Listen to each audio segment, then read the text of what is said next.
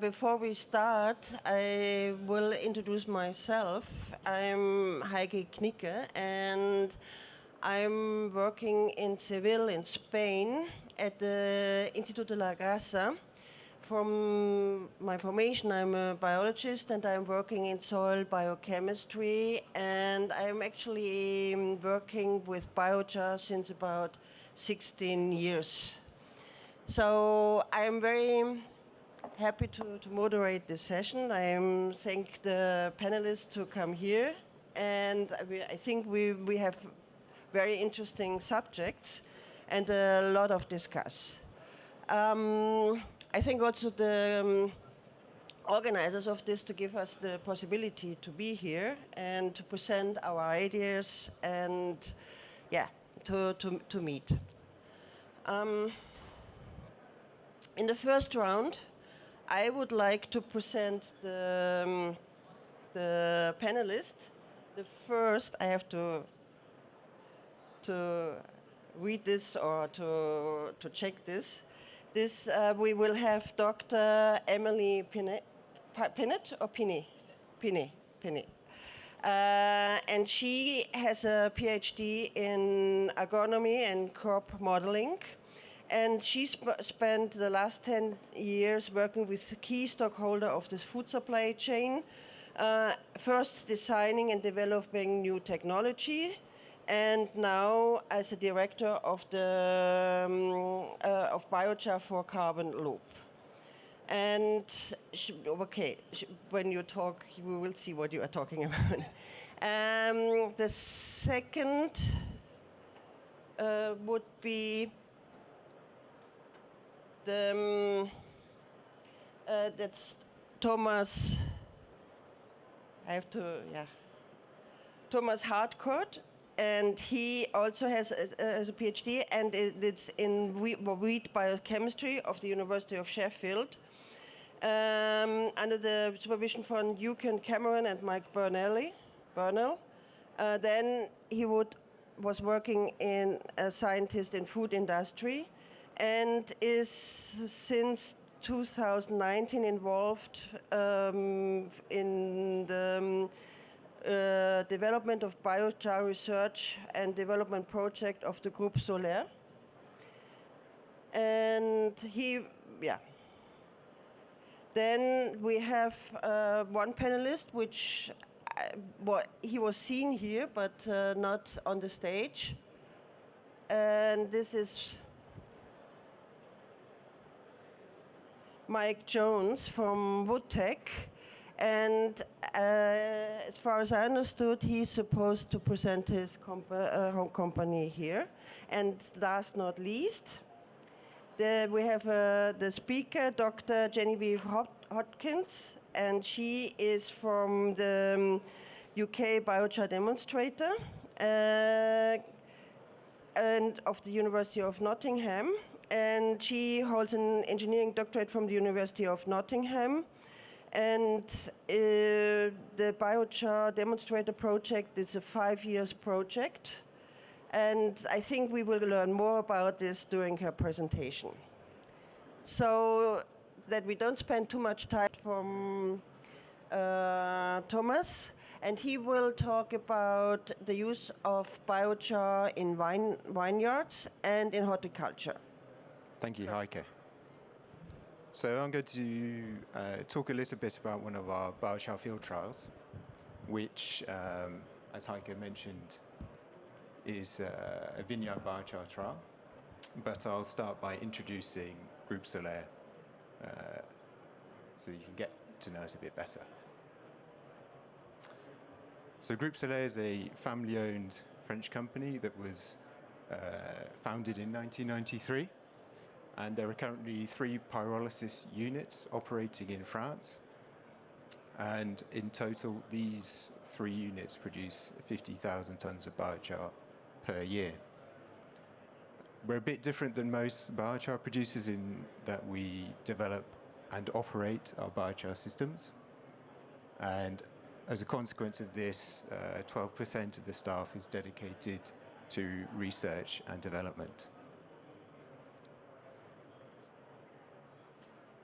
As I just mentioned, we have 3 production sites. The first was installed in 2012 in the east of France in the Champagne region. That was shortly followed by another production site on the same geographic location.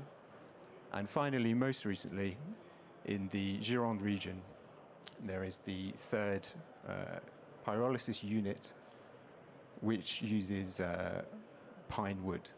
So as you will notice, these production units are all located in heavily forested regions of France. In the east of France, it's dominated by hardwood, and the southwest by the maritime pine plantations.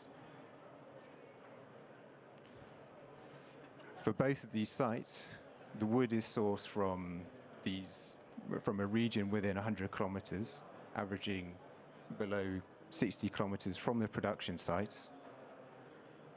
And the wood used is either processing residues from sawmills or cooperages. But the majority is from thinnings from continuous cover forestry, where wood is removed to maintain the forest and to increase the wood stock and biodiversity over time. An important aspect is also the presence of wood that has been burned in the southwest of France. So the year before last, there were very large forest fires in the Gironde region. And this wood isn't particularly economically viable for sawmills and the other users of the wood. Therefore, it's very important for the foresters to have an option to valorize this wood. And fortunately, we're able to take this, pyrolyze it, and then provide value to the foresters who can then replant the forest behind. And thereby creating a circular economy that maintains the forest, the local forest economy. This has an impact on, of course, the biochar we produce, in that the biochar itself has very interesting agronomic properties, but also the production of this biochar supports the maintenance and the growth of those forests located around the factories. Since 2020, we've been certified EBC, and this allows us to cooperate with companies to reduce their either through the sale of carbon credits or the insetting of the negative carbon footprint of the biochar in their products.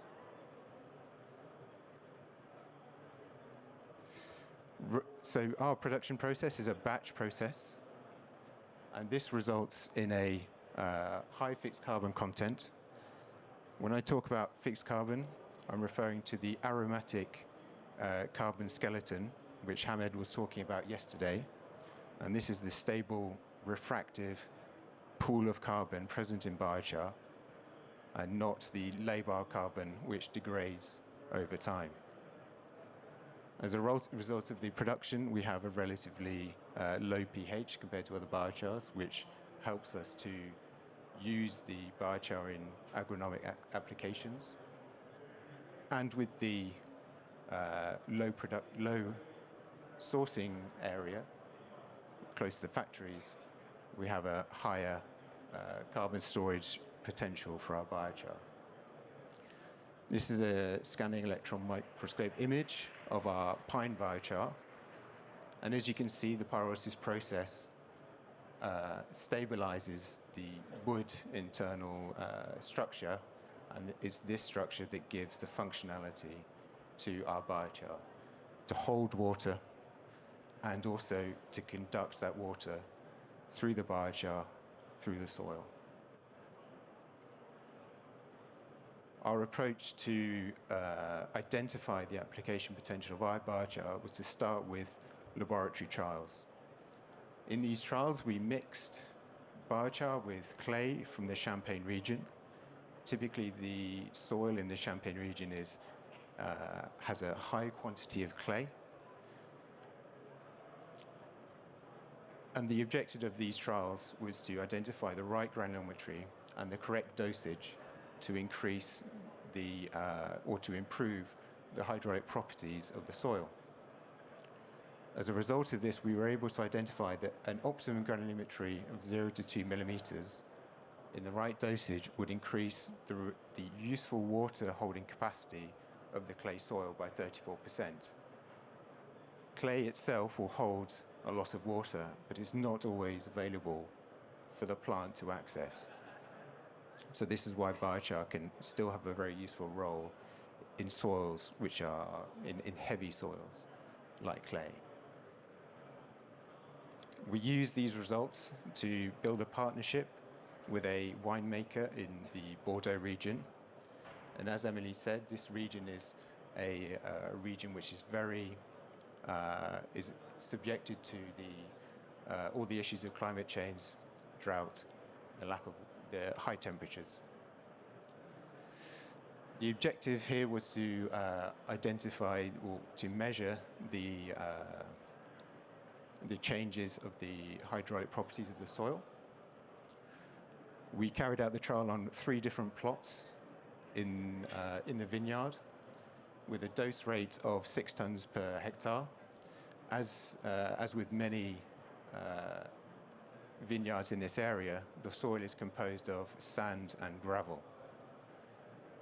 This is soil which is not particularly, it doesn't hold a particularly large amount of water, and it also transmits that water very easily, so it will dry relatively quickly. The biochar was spread directly on top of the soil. This is a particular issue with vineyards because they will have the vines will be in place for up to 40 or 50 years. So it's important for the winemakers to have a solution to apply the biochar in place.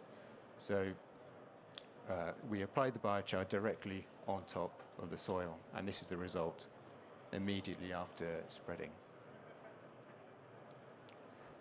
We carried out a comprehensive study, and I've left all of the effects we saw, even when there were no effects.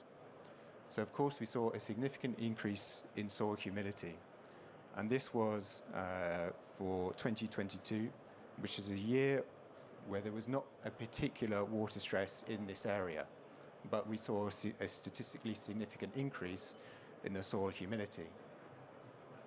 For those parameters which are not particularly dependent on soil humidity, skipping ahead, so for soil temperature, it's often an issue which is cited by farmers as a concern. If we're darkening the soil, will it increase soil temperature? In this case, there was no difference. It's interesting because bud breaking or débourrement is a particular issue. If the buds break too early in vines, then they can be killed by the frost, which will severely reduce the final yield. And there was no effect on the bud breaking, so it's very important that this parameter wasn't affected. Regarding the population of soil microbes, there was an increase, but I think this is it's a very difficult parameter to measure, so I would hesitate in saying that there was a significant increase in this population. However, regarding the parameters which are dependent on soil humidity, which are flowering, leaf water potential, and shoot growth, there was a significant increase in these parameters for the plant. That is to say, more water was available at the right time. So leaf water potential is a measure of the amount of water in a leaf by its resistance. It's like blowing up a balloon, which resulted in greater shoot growth. So from this, we were able to see there was more water in the soil, and that water was transmitted into the plant, which resulted in changes in its growth pattern between the treatment and the non-treatment area. Regarding the exception is the foliar surface area, so the leaf surface area. And there was an increase, but it was not particularly significant.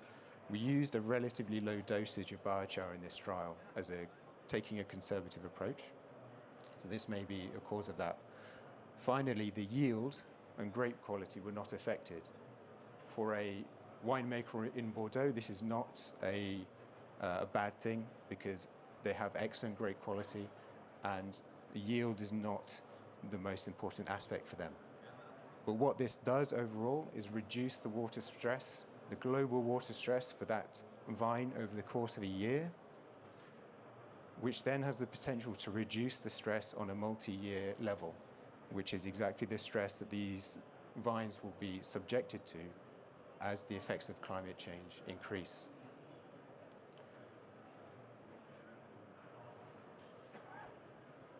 So what's true for soil is also true for substrates in horticulture. So water retention, water transmission, and sterility are very important aspects for biochar use in those substrates. This means that biochar can play these roles and replace, has the potential to replace certain carbon-intensive materials, ingredients that are used to make horticultural substrates.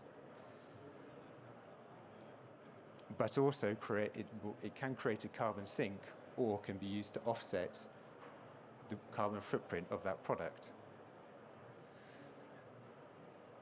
The consequence of this is that by using 30%, as an example, of biochar in a typical horticultural substrate, which would have a net carbon emission of 150 kilograms per meters cubed, a 30% dosage of solar biochar could create a negative carbon footprint. This could either be sold as a carbon credit, but more importantly, used to offset or replace carbon-intensive materials, creating a carbon sink or an insetting opportunity. And of course, the most important aspect is that maintains or improves the functionality of that product in application for growing tomatoes or what have you. So biochar, solar biochar, as we measured in field trials and laboratory trials, we can adjust and modify the hydraulic properties of soil and create either permanent carbon sinks or offset carbon-intensive ingredients in horticultural substrates. Thank you.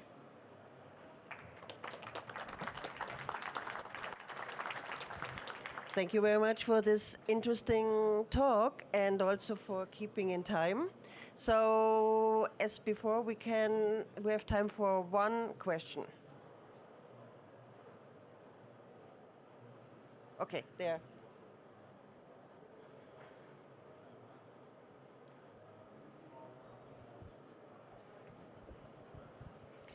Je peux parler en français? Oui, donc j'ai une question, c'est par rapport au vers de terre. Est-ce que lorsqu'on met du biochar dans un sol, est-ce qu'il y aurait une incidence sur la vie des vers de terre, sur la population? Est-ce qu'il n'y a pas une limite aussi en dose à apporter? Voilà, en tout cas... Enfin. On n'a pas des données spécifiques là-dessus. Par contre, le biochar, c'est un matériau complètement inerte. Donc, en théorie, ça va passer à travers les vers de terre sans incident. Bien sûr, on assure que nos biochars sont complètement sains, c'est-à-dire il n'y a pas des polluants, des métaux lourds, les HAP présents qui peuvent avoir un effet sur la vie des vers de terre ou d'autres organismes dans la terre. Enfin, ça serait bien qu'on ait des essais là-dessus, en fait. C'est vrai. Voilà. Vraiment, population vers de terre en fonction des doses et aussi en fonction des années. Voilà. Oui. Après, comme ça, on sera rassuré. Après, on sait qu'il n'y a plus de problème, quoi. Voilà.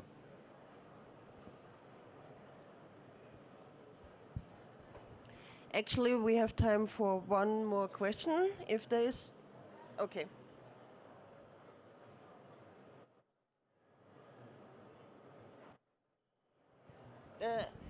Maybe in the... You switch it on?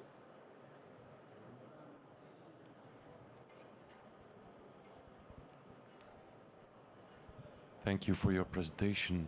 I have a question for the Soli group. Actually, we see a lot of research and developments and studies. Could you give a very brief view on what are the next steps for the Soli group to focus on in your studies? Is it in blending of biochar with other soil improvers, or even adjusting the features of the biochar itself by working on the granular particle sizes, or what? How do I have to see it? So first of all, I should say that the existing trials we have, the objective is to, of course, continue them. For 1 year of trials, it's not enough to judge the effect of a material which is permanent. So those will continue. Solaire is principally a biochar producer, so we work with with our consumers, our clients, to develop the product further. If they have a specific need, it's our desire to change the properties, improve them to what's required. If that's a change in granulometry or fixed carbon or another parameter, that's possible. Okay, it's a real application development, and then you're going to Absolutely. in the field of the agricultural applications. Yeah. Okay, thank you. Okay, thank you very much again. Thank you. And the remaining question we will keep for the big discussion after the talks. And now I would like to ask Mick Jones on stage. He is the head of the research development of Woodtek, and he wrote that he is since 40 years in the area of farming and about 30 years in the area of biochar. And you will present your company, no? Or what did the yes. Okay, so here it's forward.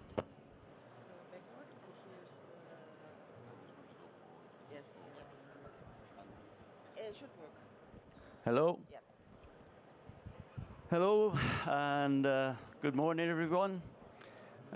So I spoke here last year for the very first time with the experience of what we'd seen biochar effects on the whole farm, not a trial.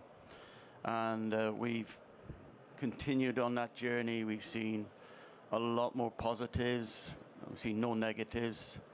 We spoke in detail last year about the effect on ash. I've decided not to talk about that this year, but to say that the results are still looking very positive, but there was no big difference to report.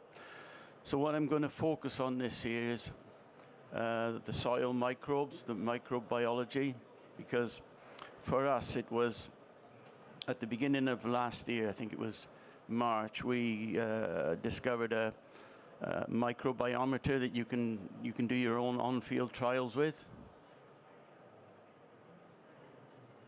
which you can see the basic picture of it, and it allows you to evaluate your soil health. So what we did when we had that, we went out and did tests on our field that we'd used biochar on, and some neighbours' fields, because we thought, well, let's compare it, because we got the ability.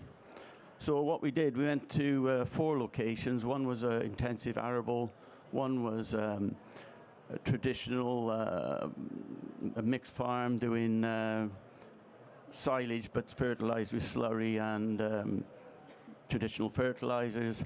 Another one was a patch of land that hasn't been farmed for 30 years, and then the field that we had been using biochar on.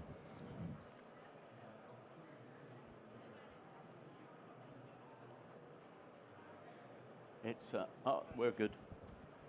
So I'm just going to go through these very quickly. There's no point dwelling on them too much. This is the arable field, and it's farmed intensively. It's part of an intensive farm that farms 10,000 acres, so it's very heavily fertilized, fungicides, very heavily with the pesticides and everything, and it runs on a traditional arable rotation.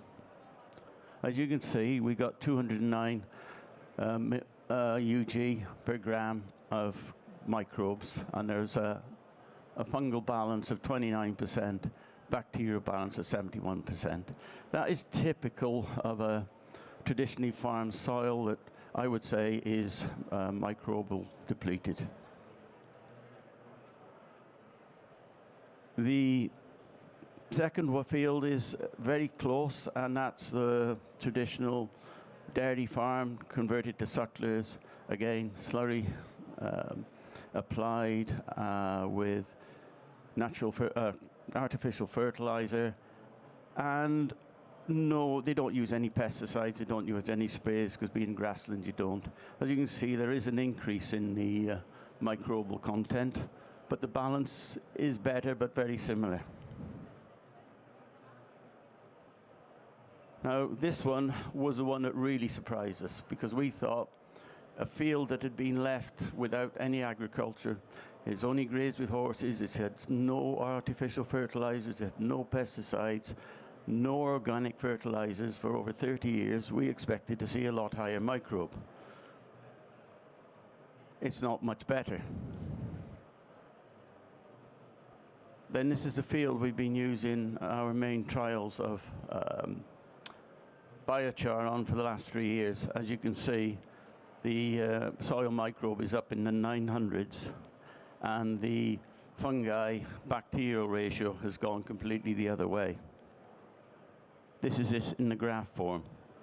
And it was seeing this that was like a eureka moment, because last year when I stood here and talked, I saw results, but I didn't understand why. And then because of this, I've looked at research, looked at many papers, read quite a bit, and I'm coming to the conclusion that farming in general, we use either artificial ammonium nitrate, which is very detrimental to microbes. But one of the interesting things I've discovered, or more importantly just feel, is farms have migrated to using slurries as an organic material. It's anaerobic. Digested is anaerobic. And in the studies I've seen, anaerobic bacteria directly compromise your soil microbes. So if you apply a organic substance that's anaerobic, you will deplete your soil microbes. They will recover, but if you deplete them, why have a negative to produce a positive? You see what I'm getting at? So what we've done now is we actually prepare our compost, our farmyard manure, in a specific way to apply, which is, that's our cows, by the way. What we do is we mix 25% biochar with 75% fines that we produce because we got our own biochar plant on the farm. We take in the whole tree, dry it, and then we grade it as it comes out of the dryer. So the 10 mil down goes to bed the cattle. We mix 25% biochar with that. Then that is stacked in composting rolls through the winter. And we also introduce some of last year's product into it to populate it with the right microbes. And then that we're finding incredible results. I mean, last year, the second and third cuts was just phenomenal after we applied that after the second cut. This is I wanted to just explain, it's almost like a circle of life that happens within the growth, because your first growth, which is the one on the right, is the first cut. That is almost all ryegrass and very little herbage. And that is, what I'm seeing is the soil microbes, along with the clovers that you get the symbiosis together with, will, in the spring, be fully populated with nitrogen, and the grass can take that nitrogen. It outgrows all the clovers and the legumes and the herbage. So our first cut is very much grass orientated, and then the second and third has got very high herbage and low grass. So the balance of what we end up with for the cattle is a real nice balance of a high growth grass, and then you balance it out with the herbage. And the herbage is a lot higher protein content than the grass. So what we're ending up with is almost like we do not need to use any corn to feed the cattle. The quality of the forage is so high that we're having this year to actually cut the amount we feed the cattle back to stop them getting too fat. Now, that's, to my mind, that is a direct result of the soil microbes drawing the nitrogen from the air of a right state, and they also will mine or convert the potash and the phosphates out of the soil, and also, more importantly, the trace elements. Without microbes, the soil's not living. And where I see the massive benefit on biochar is it acts as a catalyst to get that symbiosis between the plant roots and the microbes to actually develop your microbes to a level, and at a high level, then you get your drought resistance.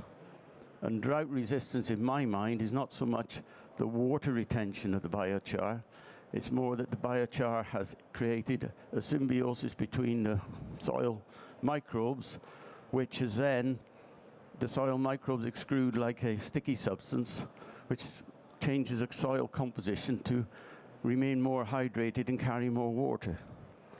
So I do myself feel that you have to populate the soil with microbes, and if you then feed and nurture the microbes, you don't have to worry about anything else. Everything will grow in your soil. And that's about it, really. Any questions?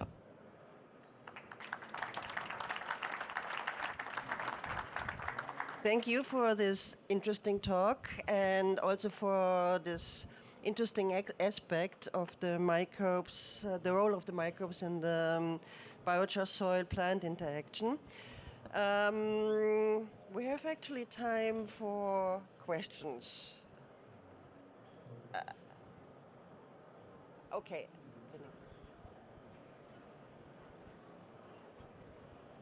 Yeah, hello. I have two questions. The first is, what was the crop rotation on field 4 and field 1, or was on field 4 permanent grassland, and how much biochar do you add per hectare, approximately?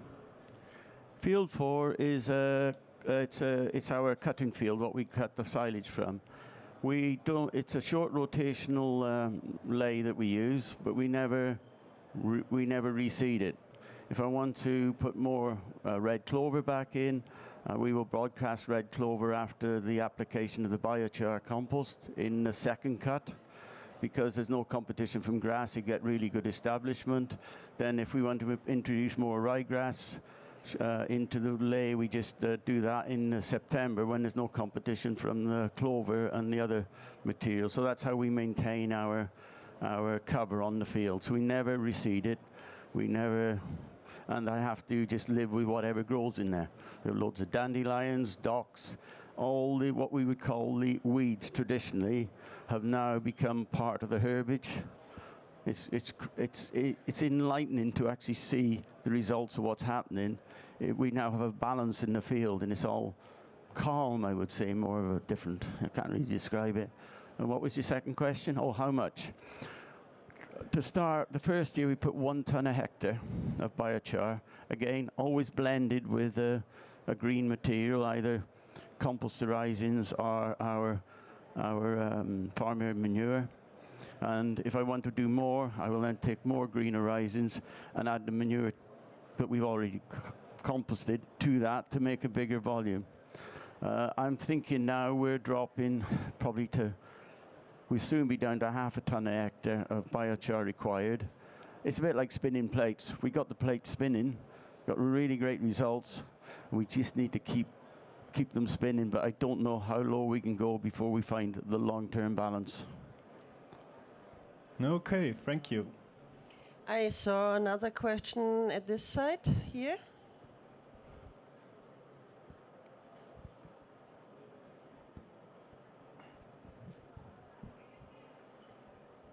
Thank you. That was really interesting. I'm Annie Metcalf, I think not actually based too far from you on the Welsh border as well.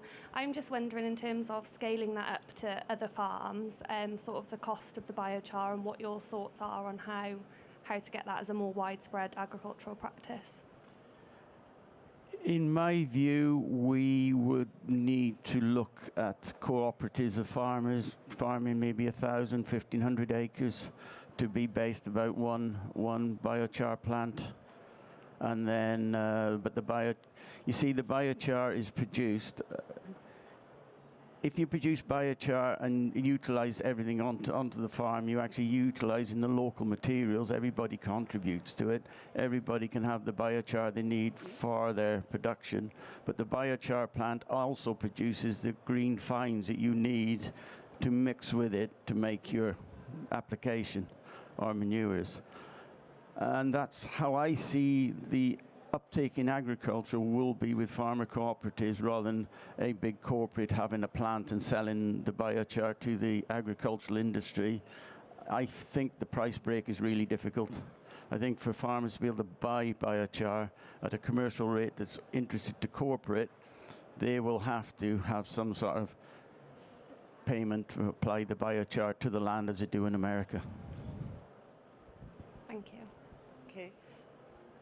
Actually, one more question, Yeah. because you were very good with the time, so we have time for that, please.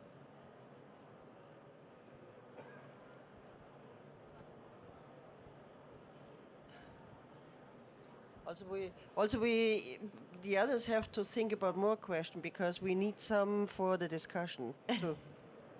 Have you used biochar in terms of actual animal feed in conjunction with the silage?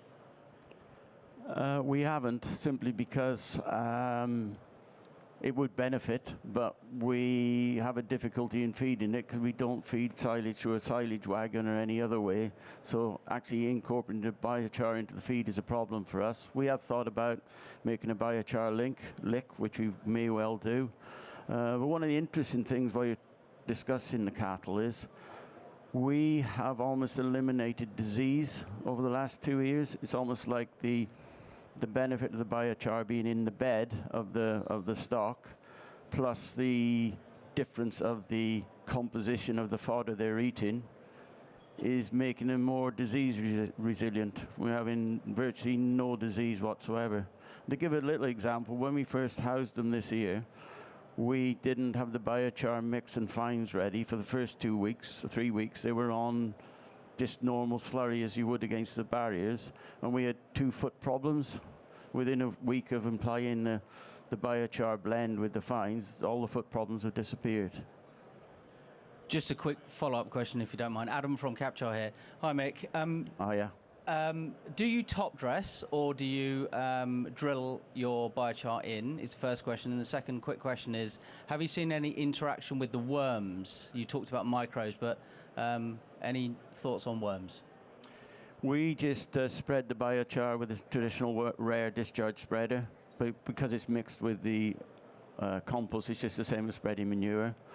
And yes, worms, it's crazy. You walk across the field now, you are walking on a carpet of worm casts.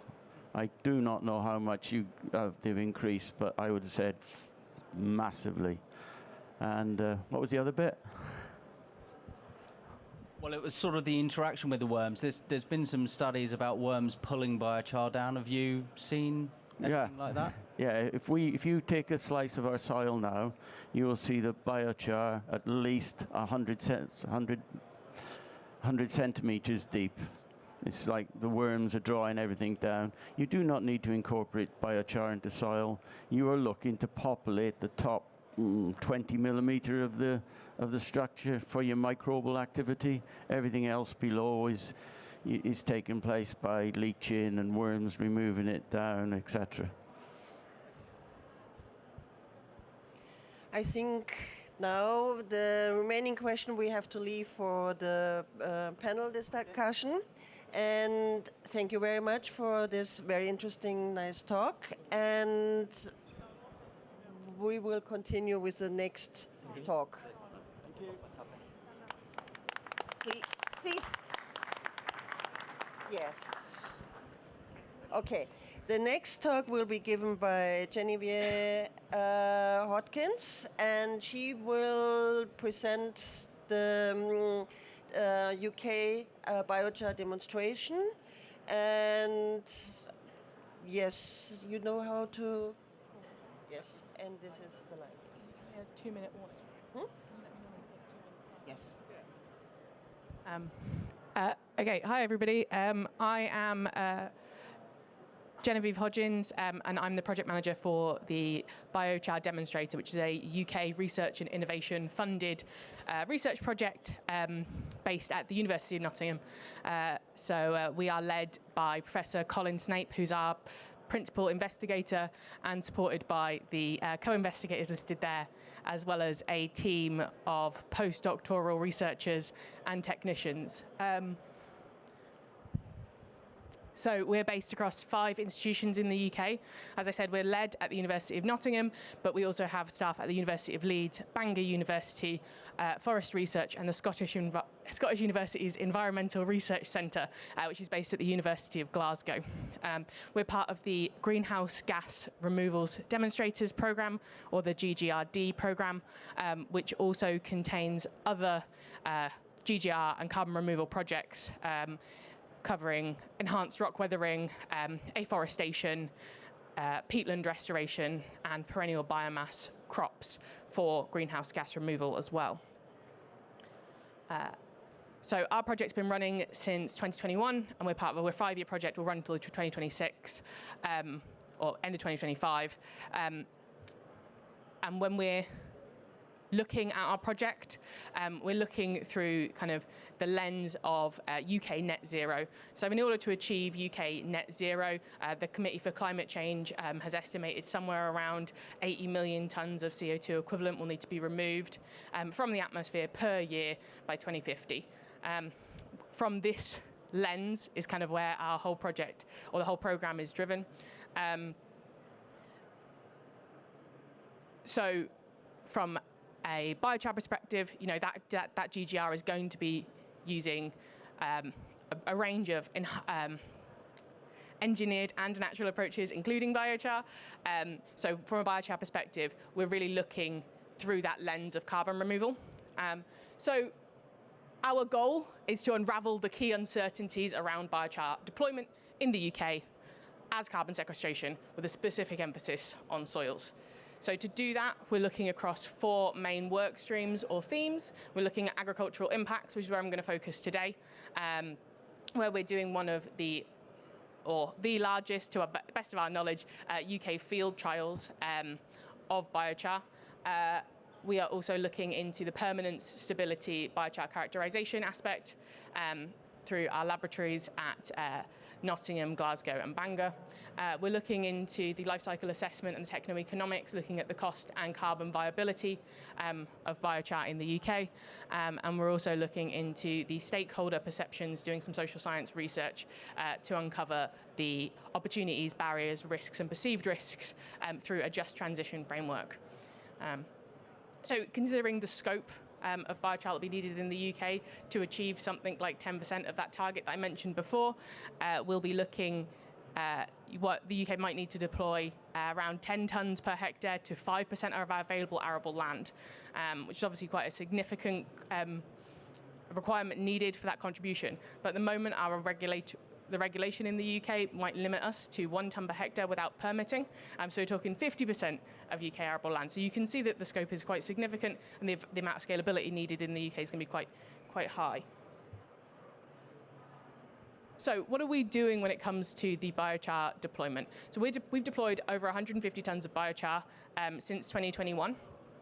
And that is at large field-scale trials, so these are trials of at least a hectare, but also small plot-scale trials on our university farms.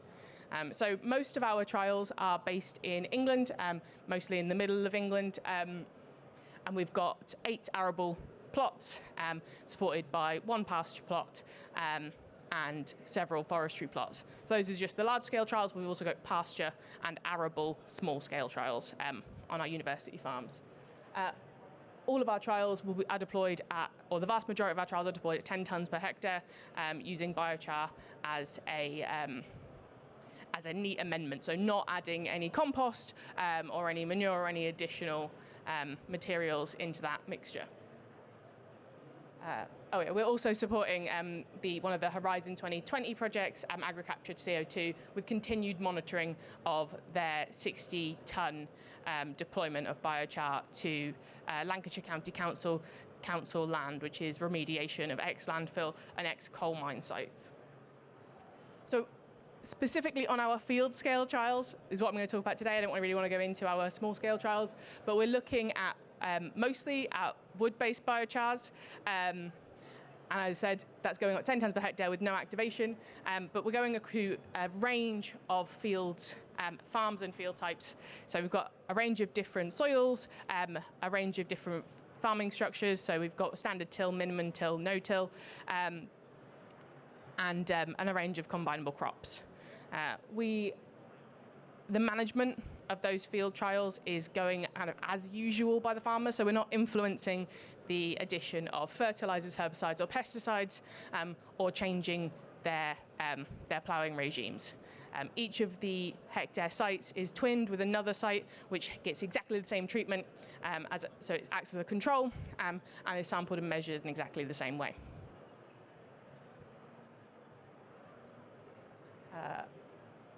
So you can see a video here of a biochar application that we did on one of our sites. We're using lime spreaders to deploy the biochar. It's incredibly manageable. However, one of the things that we have noted is due to that low bulk density of biochar, it is requiring multiple passes to spread effectively by a lime spreader. This is something that might be needed to be considered when you're looking at our cost and carbon calculations, and also just the how easy it is to work with by the farmers. That is something that might be kind of managed a little bit better by combining the biochar with another material, such as compost or manure for easier spreading. So we've had a year now and a bit, I suppose, of our trials. We spread them initially in summer 2022. And the thing that we've been looking to find out from this lens of carbon sequestration is, does biochar application at the rates that we're going to need to deploy it for a good impact on our net zero targets? Does it do any negative impacts to agricultural land? And does it do any positive impacts? So we're pleased to say that we haven't seen any sustained negative impacts across the trials that we're doing, and we have seen some limited and site-specific positive impacts. So we'll go over one of the positive impacts first.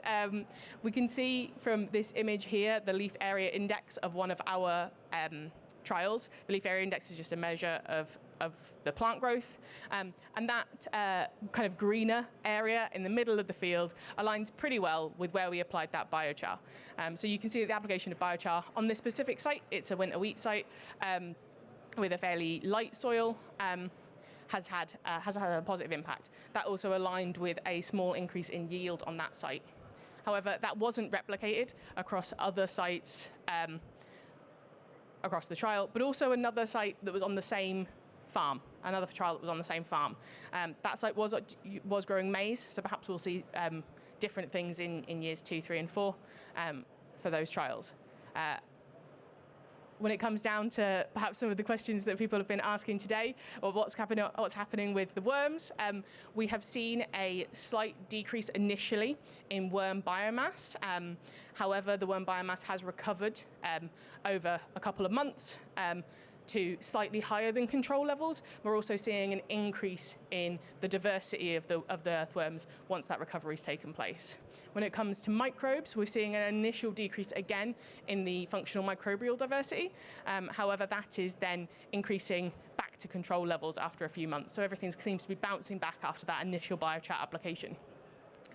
We've also noted a small decrease in greenhouse gas emissions on peat and clay soils after biochar application.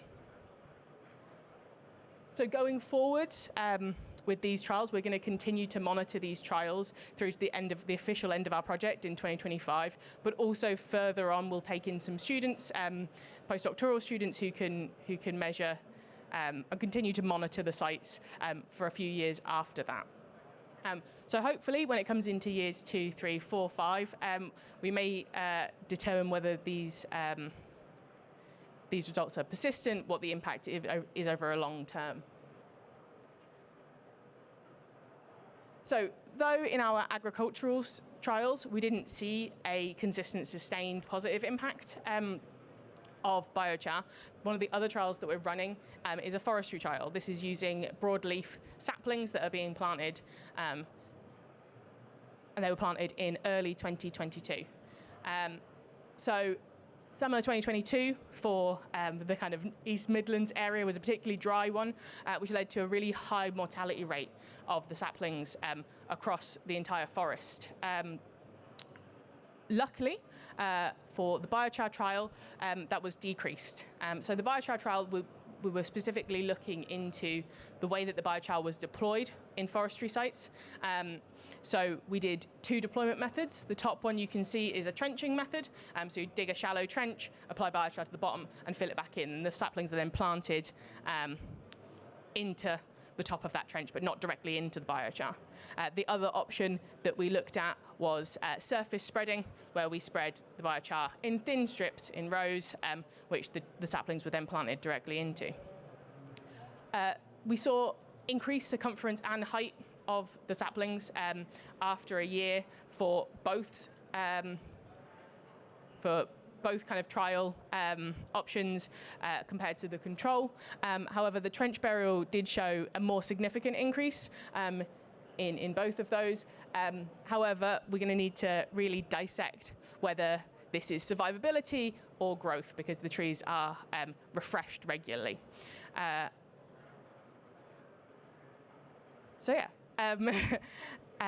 obviously that trenching is a much more labour-intensive process. So it'll be interesting to weigh up whether the trenching is kind of worth it compared to the surface spreading. In 2023, we also deployed biochar to another forestry site, looking at ploughing the biochar in when land remediation was happening. So it'll be interesting kind of next year to see whether we're seeing the same effects when biochar is dispersed through the soil as when it's applied in very specific areas. Again, these trials are done at 10 tonnes per hectare.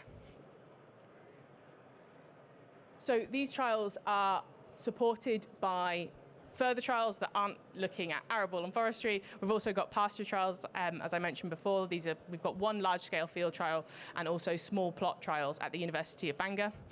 So the University of Bangor is in kind of North Wales, where it goes from the coast up to the mountains. So they're looking at biochar across that kind of soil gradient, as well as looking at co-applications with other GGR methods, such as enhanced rock weathering.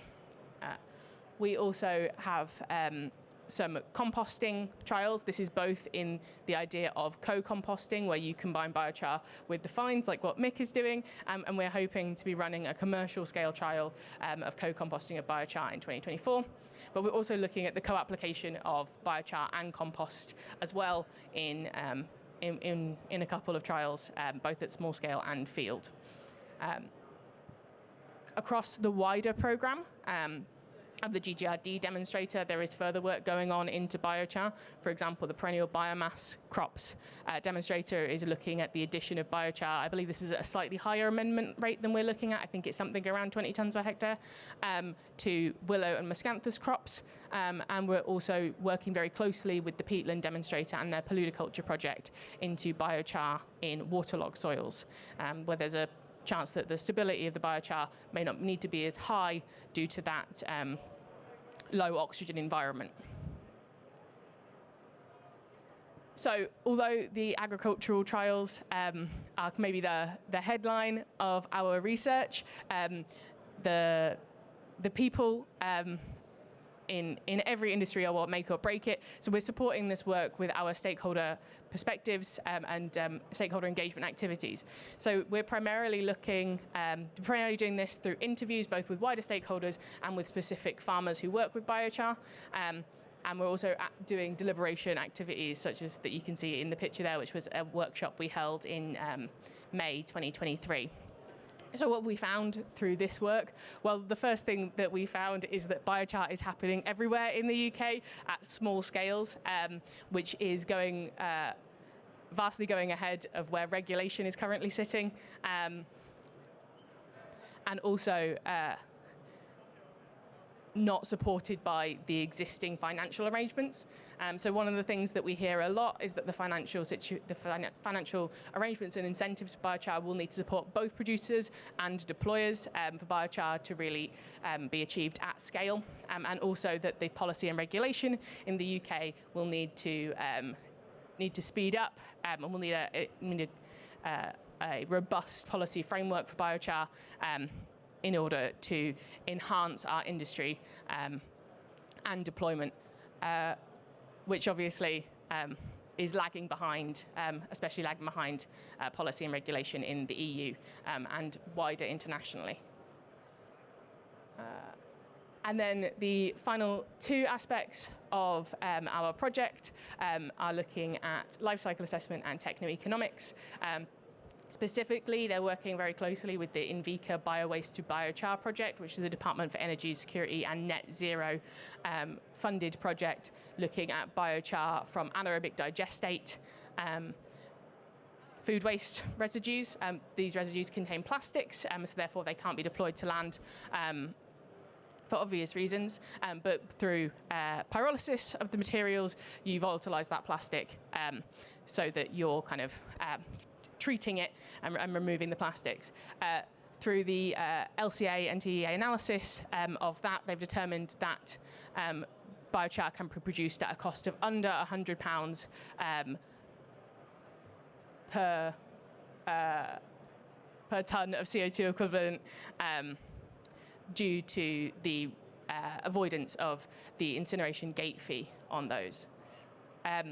And finally, we're looking into our permanence and stability measurements. Specifically, we're really interested in a method called hydrogen pyrolysis, or HiPy, to look at the stable polycyclic aromatic carbons, which are those really complex ring structures that create a really stable carbon pool that's going to be stable for climate-relevant timescales, unlike the kind of labile carbons that will degrade over months and years.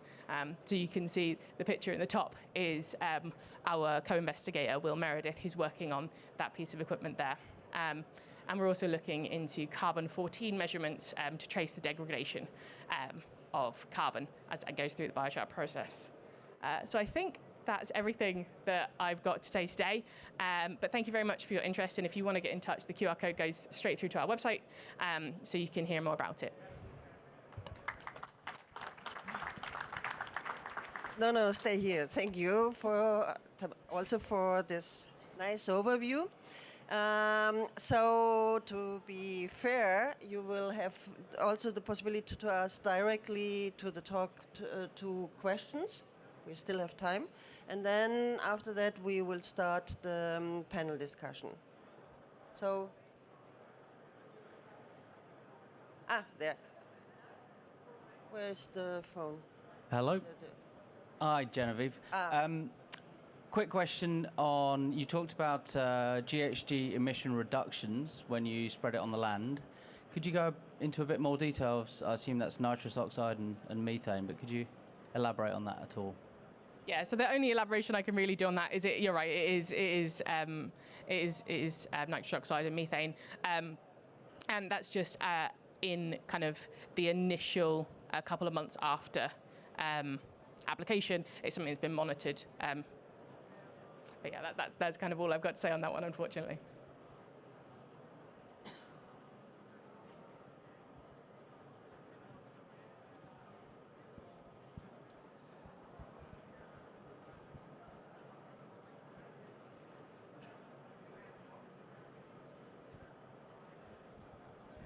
Anna Wahl of Biochar Zero. Can you tell us why you used pure biochar? Yeah, so there's kind of, I suppose there's two reasons for using pure biochar. One is perhaps the slightly more academic reason of creating kind of a foundation, see what biochar does on its own before you start introducing other materials. And you've got to keep in mind we're looking at it from a carbon sequestration perspective. So actually maximising the deployment of biochar is what's really important for us in our research. The kind of second answer to that is just within the regulatory space. That was what we could arrange to be doing at such a high scale, considering the current state of regulation on biochar in the UK.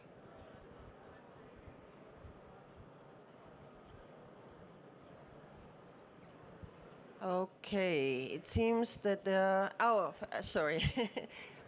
I will not do it twice. Okay, you're... Where? Yeah. Hello, thanks for the very nice presentation. I had a question on the wheat field, the first arable crop that we saw, where biochar was distributed on the surface. Was there an effect on soil pH? Or in other words, what was the initial soil pH? Did you see any effect on this? Yeah, so perhaps I should have mentioned this a bit more. We have done a whole series of analytical measurements, including pH, nutrient analysis, and we haven't seen any significant changes from the deployment for any of those, other than the ones that were mentioned in the talk. Okay, thank you. Okay, thank you, Genevieve, and thank you all for your nice presentation and interesting presentation, and being since quite a while in this field, I see that there has been progress and also a little bit the change of paradigm. While in the beginning was only more or less using biochar for getting carbon into soil and to get the excellent results from the crop yields, I think now there's a tendency to get more into detail in the question, why do think it happens, and did we oversee some negative or positive impact of the biochar? And I think this would be also very interesting to discuss here. But before we do this, are there any more questions to the speakers which were ignored before? There, I see one, please.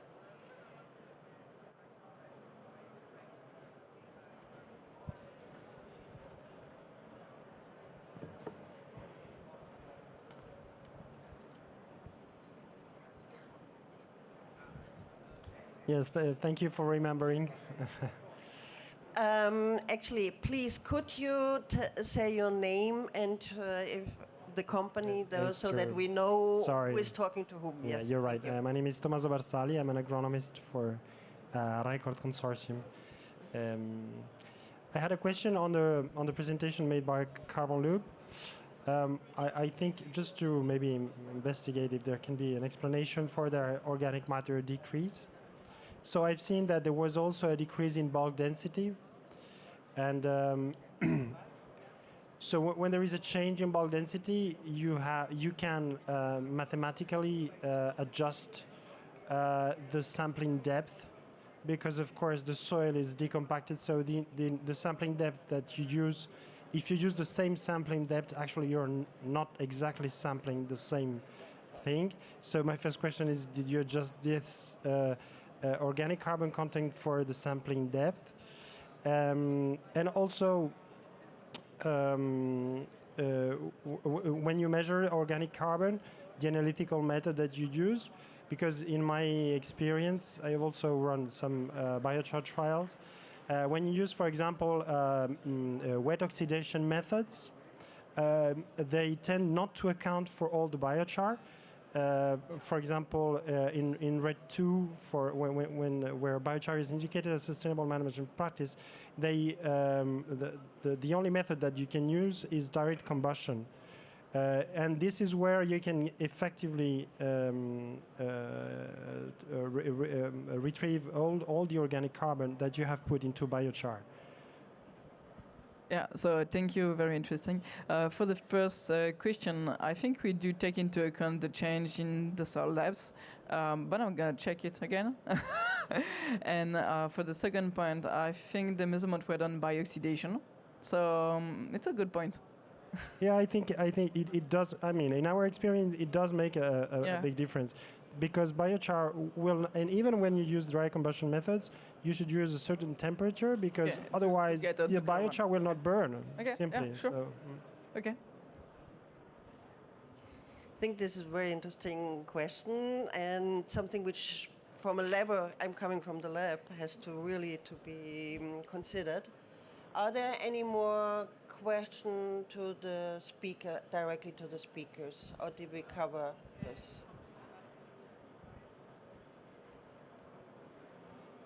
Are there any points of you want to discuss with the speakers, or do you want to have your opinion of the opinion of the speakers? Yes, here is one.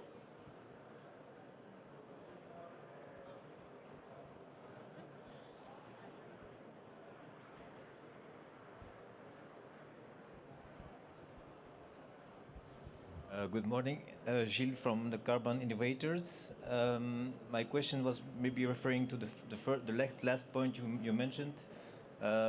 So we spoke about regulation, but how is the regulation actually, and how do you think it will change in the future for biochar? Do you have somebody Up to them. of the panel who want to answer this? I think it's. So I can only really speak for the UK, but in the UK, the regulation I think is really lagging behind the progress in biochar. So you're finding that producers and deployers I think are kind of butting their heads into regulation a little bit, and I think that.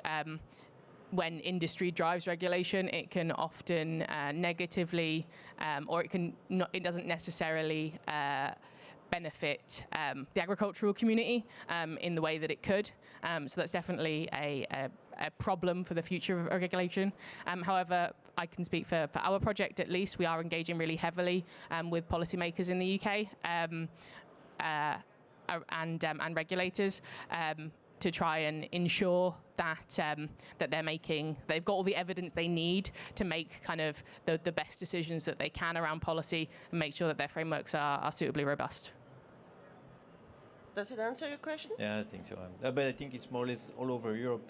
You're not supposed to produce biochar. Well, you can, but you cannot put it on the soils. In fact, so okay. Thank you. Oh yeah, sorry. I just can comment on that first. So we have different regulation for the Europe. So there is a policy that allows to use the biochar and the soil amendment. But this is European policy. So it's possible, but you have to go through the process. Thank you. So actually, I have a point which I always question myself. We are talking about biochar. But if you look the different material we are using, the different feedstocks, that means wood has different properties than straw, or we are also using like manure, etc., etc. How is this difference in feedstock reflected then in the properties of the biochar? And of course, in its application in the fields, because when you, for example, have manure biochar, you have a lot of nitrogen, which may not be of benefit for other purposes. So, I first ask now the panelists what they think about this. Who wants to start? The approach we took to this problem was because there are so many different biomasses available, different technologies, different processes, and so the approach we took was just to say, we have our biochar, where can it be put in an efficient manner where it's effective, rather than trying to address the whole market with one biochar or to design a biochar for an application. But how would this has an impact on a company? Because, you know, it's like it's not very efficient if you go various production lines. Yes, and if there was a particular interest in a certain industry which didn't match with the production and the specifications of the biochar produced, there would have to be an argument to then go to the market and say, we have to respond to that need by changing the production. But that's difficult, obviously, when the understanding and penetration of biochar is relatively low. Mhm.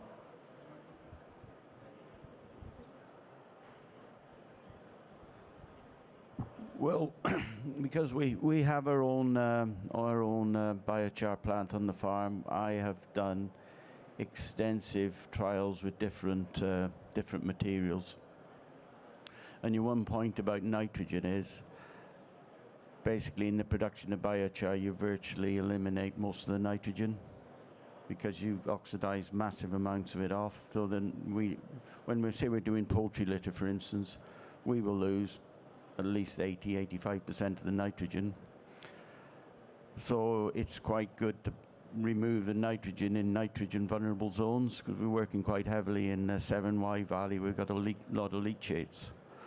And I think one of the interesting things is that I discovered last year with actually the PyRig demonstration was, if you change the temperature of your pyrolysis above 750 degrees C, you can convert a big percentage of the phosphate into a more stable phosphate which doesn't leach. So yeah, there is many different feedstocks you can use, but I think I haven't done this scientifically because we've only got limited resources. But looking at, say, biochar produced from willow, whole tree, all the different woody materials, but different species. There's different bulk densities, but I think the overall properties and what would be the effect in the soils are fairly similar. We've done nothing with straw, can't comment, but certainly even the biochar from the chicken manure, when you pick it up and look at it, it's virtually identical and feels the same as the whole tree production. So I think, in a way, the biochar production is more like leveling a lot of the bumps and hollows out, so it'll be fairly level, but it comes down to academia to back that up with science facts. Okay. I think in this question there's a little bit of a risk of kind of hitting that place where the perfection is the enemy of good when it comes to the academia maybe side of it, in that we know all of the different traits that biochar can have, and therefore we want to do 5 or 10 year field trials for each individual biochar so that we've got all of the information, but we'll get to a place where that's a little bit too late. So I think that's perhaps a thing to be held in the space of research whilst deployment also occurs separately. You haven't said anything. Yeah. No, I just wanted to take up something that Mike said, in that, so we have 2 very different biochar feeds. Well, it's still wood, but the pine and the hardwood is very different, but we find that the process is really what defines the application. The bulk density is obviously very different, but it's really that the defining factor. Okay. Are there comments, questions according to this subject to the speakers, or contributions to this discussion, experiences, comments?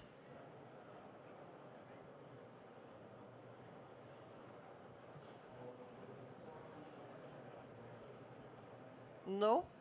Okay, then I think we have a very interesting subject is the impact of microorganism, or what you also said, the relationship between fungi and microorganism in soil, because it seems that the biochar itself is a kind of catalyst in a lot of processes. So maybe by giving some elements, some special nutrients which are needed, for example, to better water use efficiency by the ratio of fungi to microorganism. What is we know your experience. What's your thoughts? What are your thoughts of this?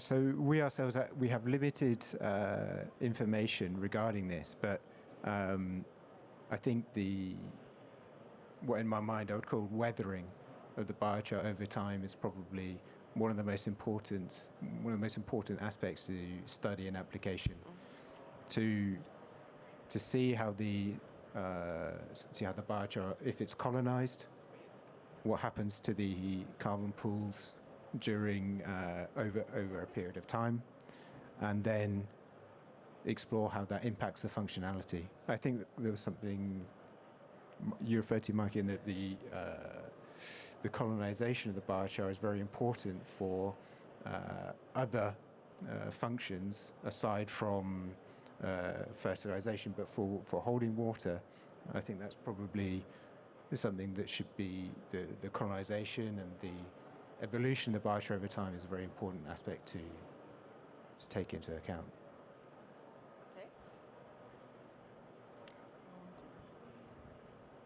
So we're also starting in the microorganism results in the trials. We are looking for the next, measurement to look into it. But so far, if I'm not wrong, what I've seen in the literature is that the microorganism, they can use the pore of the biochar to hide from their predators. So there are better survival rate because they can hide in the biochar. And the second element that is related to your first question is that if you have a very phosphorus-rich biochar, then the microorganism, they can feed from the phosphorus that is at the surface of the pore. So there is like a trade-off if you have a biochar that is too high in phosphorus content, then you can have an inhibition of the microorganism development. But if you are just in the middle of the range with good phosphorus in the surface of the biochar, then you can also have the feeding aspect of the microorganism thanks to the phosphorus. So that's something. If you're using biochar from cereal straw, for instance, you can have high content of phosphorus in biochar. So it's worth looking into the impact of that biochar in the microorganism to see if you are boosting it or just reducing it. So one of the things that my team will be looking into kind of in the next few months is going to be doing some DNA analysis of the microbes that are within the samples that we've taken from our field sites. So it'll be really interesting to break that down even further from a DNA perspective. And the possibilities are now much easier than 20 years ago with the sequencing. You want also to answer one more? Yeah, one interesting thing that I come across in my research was the input of microbes in the nitrogen circle within the soil. So if you've got low microbial content, you have a very limited ability for that soil to hold on to nitrogen. Any nitrogen that either comes naturally from the rain or sequestered with plants or artificial fertilizers will leach, has the potential to leach out. So much so that something like 30% of the nitrogen applied typically is only used. The other 75% is leached out. But when you have a high microbial content, you've actually got this high colony of microbes that are living and dying in a constant circle. I think the longest they live is 3 weeks. Very few live more than 3 weeks, some 3 hours. But because that organic matter, fungi and bacteria constantly taking in nitrogen, living on it and dying, as they die, then they release the nitrogen, and then your plants and your other soil microbiology feed off that. So it's the microbes, you've got to think about them as self-perpetuating, more microbes, more food, more microbes. And the effect on the soil is profound, because when we were doing these tests, one of the things you had to do the test was get a specific measurement of soil in a syringe, compress it, and then dilute it in water to do the test. And the lower microbial content, you put it in the test tube, it fell to pieces. The sample we had with the 900 level, you put it in the test tube and you took about 2 minutes with a spatula to break it up. That is the difference in texture of the soil that microbes make. And that is the biggest profound difference that they will make. It's a difference of the structure of the soil. And I think that is really, really key with the microbial aspect. And I think microbes, personally, I think microbes is a thing we want to focus on and try to understand. Again, it's difficult scientifically because apparently they've only managed to identify 10% of the microbial population. It's very, very difficult to get definitive how it works. Well, I think there's much progress going on in the future with all the sequencing techniques. So we can hope on this. Yeah. We can count on this. Comments from you? Experiences? Special question to this area, with respect to this area? Yes. Please. It's in the back there.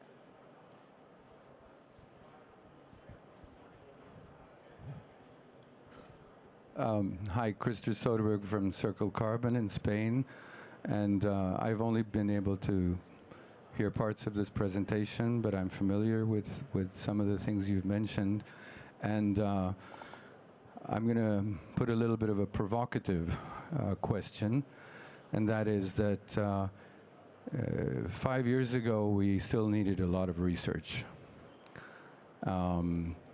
People that do research, they need to do more research because otherwise they don't pay their bills.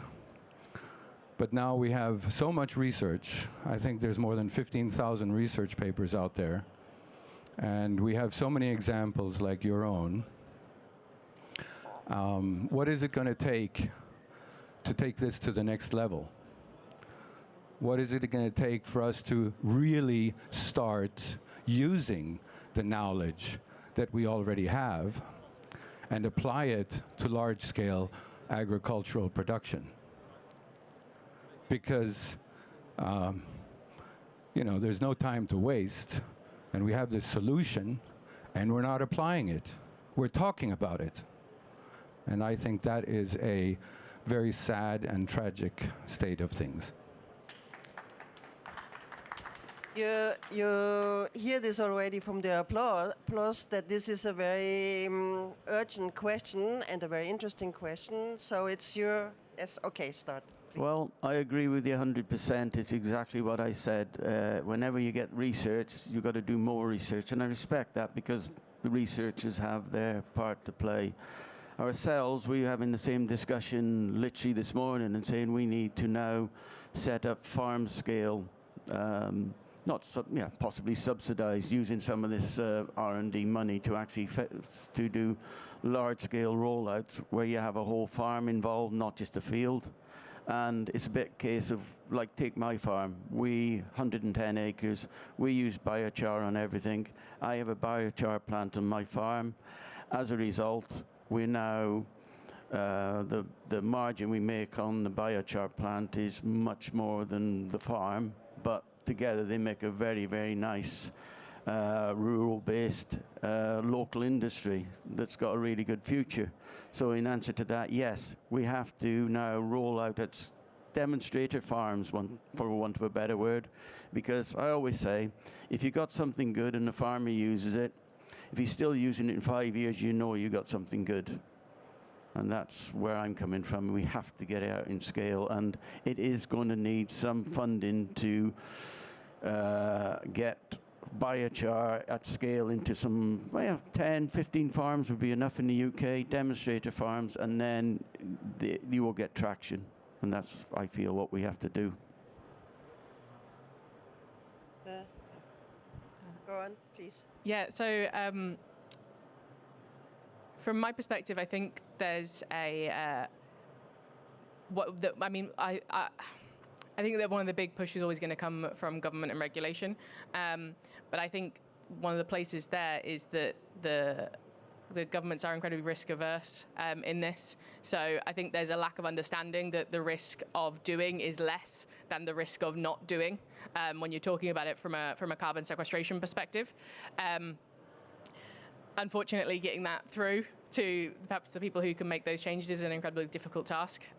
We're hoping that the outcomes of our research, although, as you've said, research begets more research, will provide evidence that will help these regulators and policymakers, reassure them that the risks are minimal when it comes to biochar. But as you say, the research we need to be doing has to now be moving on to this larger scale rather than labs and pots. We need to be talking about field and whole farm. So for ourselves, I think in the last year it's important that their messaging has changed.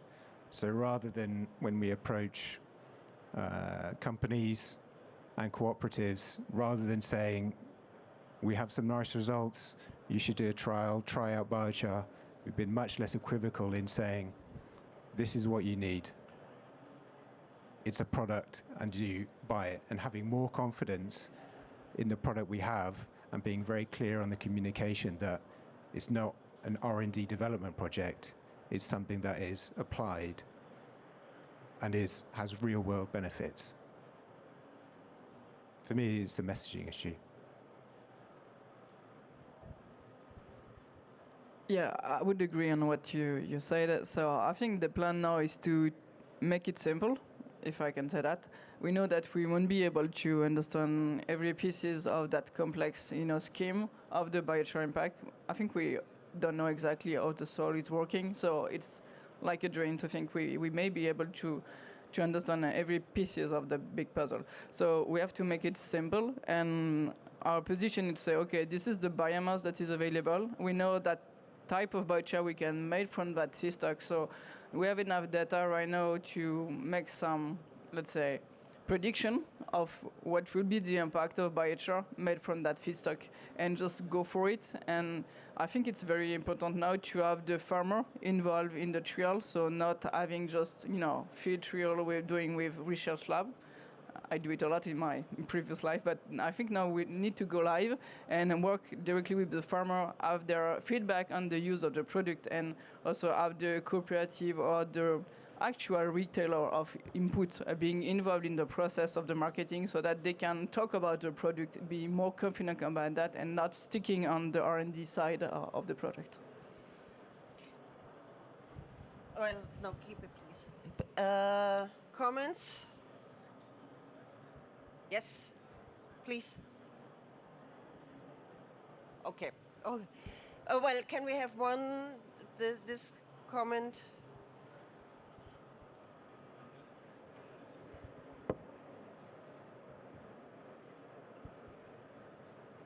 It was here because, yeah.